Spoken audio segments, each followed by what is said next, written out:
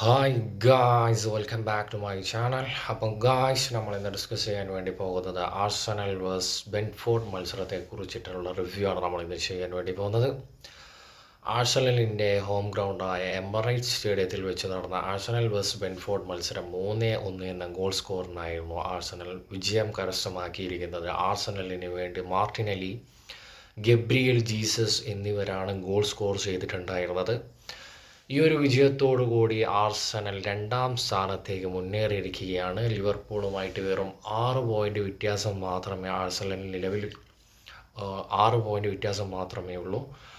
പക്ഷേ ആഴ്സണലിനെ സംബന്ധിച്ചിടത്തോളം ഇപ്പോൾ ഉള്ള ഒരു പെർഫോമൻസ് മുമ്പോട്ടുള്ള ഒരു മാച്ചസിൽ ഒരിക്കലും കഴിഞ്ഞ സീസണിലായാലും അതിൻ്റെ മുന്നേ ഉള്ള സീസണിലായാലും കാണാൻ വേണ്ടി സാധിക്കില്ല. കാരണം കൺസിസ്റ്റൻസി എന്ന് പറയുന്ന ഒരു സംഭവം എന്താണെന്നുള്ളത് കഴിഞ്ഞ സീസണിലായാലും അതിൻ്റെ മുന്നത്തെ സീസണിലായാലും ടൈറ്റിൽ റേസിൽ എന്തായാലും അവരുണ്ടാവും. പക്ഷേ പടിക്കൽ കൊണ്ടുപോയി കലമുടക്കും എന്ന് പറഞ്ഞ ഒരു സിറ്റുവേഷനാണ് ആഴ്സണലിനെ കുറിച്ച് പറയുമ്പോൾ എനിക്ക് പേഴ്സണലി എൻ്റെ മൈൻഡിൽ വരുന്ന ഒരു കാര്യം.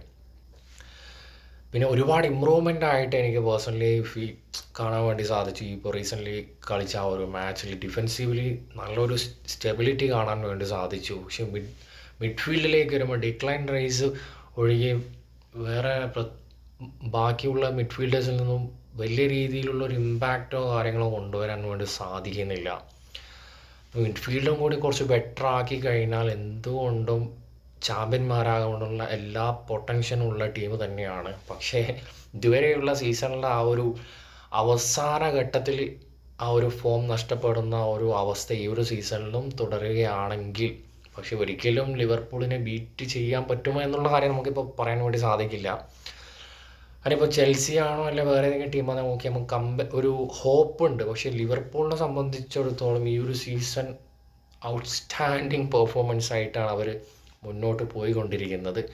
ഇനി അഥവാ എന്തെങ്കിലും ലിവർപൂൾ ഡൗൺ ആവുകയാണെങ്കിൽ പോലും ആഴ്സണൽ ഈ ഒരു ഞാൻ മുന്നേ പറഞ്ഞ പോലെ കഴിഞ്ഞ സീസണിലെ ആ ഒരു അവസ്ഥ തന്നെയാണ് ഈ സീസണിലും തുടരുകയാണെങ്കിൽ ആഴ്സണൽ ഫാൻസിന് വളരെ നിരാശയായിരിക്കും ആഴ്സണലിനെ സംബന്ധിച്ചിടത്തോളം.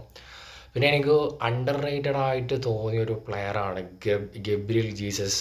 കാരണം മാൻ സിറ്റിയിലുള്ള സമയത്തായാലും അത്യാവശ്യം നല്ല രീതിയിൽ ഒരു ബിഗ് മാച്ചിലായാലും അത്യാവശ്യം ഒരു വലിയ ഡിഫെൻസീവ്ലി സപ്പോർട്ട് ചെയ്യുന്ന ഒരു പ്ലെയർ ആയിട്ടല്ല ഞാൻ പറയുന്നത്. പക്ഷേ സെൻറ്റർ ഫോർവേഡ് എന്നുള്ളൊരു പൊസിഷനിൽ സിറ്റിയിൽ കളിക്കുന്ന സമയത്തായാലും അതുപോലെ ആർസണലിൽ വന്ന സമയത്തായാലും നല്ല രീതിയിൽ കളിക്കുന്ന ഒരുപാട് മാച്ചസുകൾ കാണാൻ വേണ്ടി സാധിച്ചു. പക്ഷേ ഫാൻസിൻ്റെ ഭാഗത്തു നിന്നായാലും വലിയ രീതിയിലുള്ള ഒരു സപ്പോർട്ടിങ്ങോ കാര്യങ്ങളോ എനിക്ക് പേഴ്സണലി കാണാൻ വേണ്ടി സാധിച്ചില്ല.